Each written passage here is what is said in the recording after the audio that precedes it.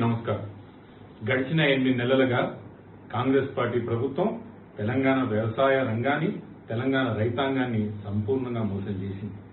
కాలం సరిగా కాక పెట్టిన పంట ఎండిపోతూ, పెట్టిన పెట్టుబడి కూడా తిరిగి రాక రైతు బాధపడుతుంటే, తల్లిలాగా కాపాడాల్సిన ప్రభుత్వం కాలనాగై ఈరోజు కాటివేస్తున్నది.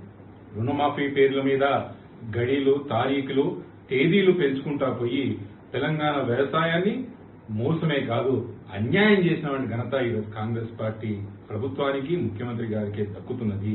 దీనికి నిరసనగా బీఆర్ఎస్ పార్టీ రాష్ట్ర వ్యాప్తంగా నిరసన కార్యక్రమాలు చేపడుతున్నది. రేపు 22వ తారీఖు నాడు చేవెళ్ల ప్రాంతానికి బీఆర్ఎస్ పార్టీ వర్కింగ్ ప్రెసిడెంట్ అయిన కేటీఆర్ గారు రాబోతున్నారు.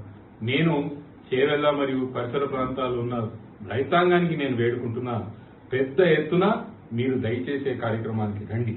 ప్రభుత్వానికి మన నిరసన తెలుపుతాం, మన గలం తెలిపే ప్రయత్నం చేద్దాం.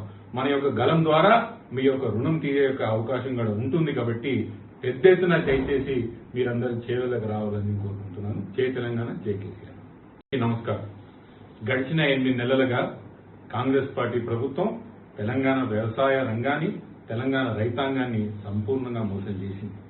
కాలం సరిగా కాక పెట్టిన పంట ఎండిపోతూ, పెట్టిన పెట్టుబడి కూడా తిరిగి రాక రైతు బాధపడుతుంటే, తల్లిలాగా కాపాడాల్సిన ప్రభుత్వం కాలనాగై ఈరోజు కాటివేస్తున్నది.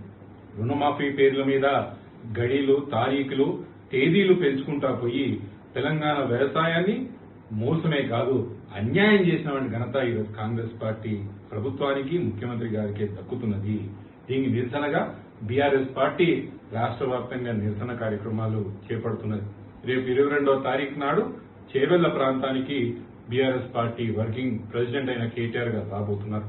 నేను చేవెళ్ల మరియు పరిసర ప్రాంతాల్లో ఉన్న రైతాంగానికి నేను వేడుకుంటున్నా, పెద్ద ఎత్తున మీరు దయచేసే కార్యక్రమానికి రండి. ప్రభుత్వానికి మన నిరసన తెలుపుతాం, మన గలం తెలిపే ప్రయత్నం చేద్దాం. మన యొక్క గలం ద్వారా మీ యొక్క రుణం తీరే యొక్క అవకాశం కూడా ఉంటుంది. కాబట్టి పెద్ద ఎత్తున దయచేసి మీరందరూ చేవెళ్లకు రావాలని కోరుకుంటున్నాను. జై తెలంగాణ, జై కేసీఆర్.